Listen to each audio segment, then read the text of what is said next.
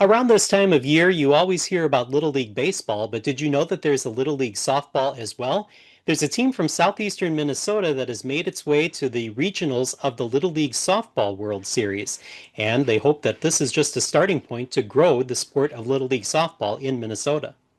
I knew that there was a softball division of this because earlier I was involved in Little League softball through my son, and we started a team in southeastern Minnesota and competed at the state level. So I was well aware of the boys' side of Little League softball and was aware that there was a girls' side. And I was watching TV one day and the games came on. I thought, you know what, I think we could compete with those guys. And I wonder why Minnesota didn't have a team.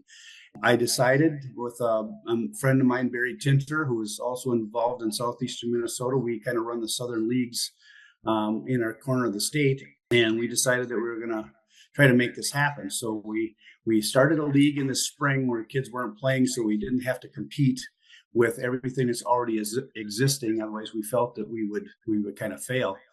And as a result, we immediately had great response from the communities in the area, and we had 11 teams almost right away. In fact, that was about as big as we could go with the facilities that we had planned.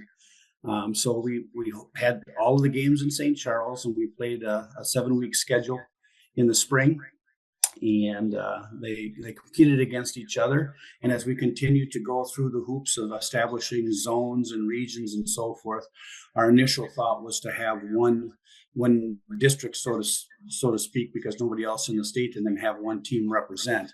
And we grew a large enough area according to Little League standards that they had to split us into two divisions. So we had to take our 11 teams and have a North Division and a South Division.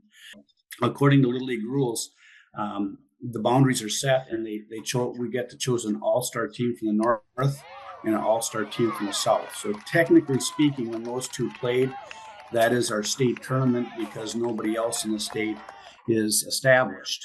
And as a result, then we picked those two teams, and the North team won, and they are advancing to the regional. The Minnesota team went 2-2 in their first ever trip to the Central Region Tournament, perhaps just a warm up to return next year.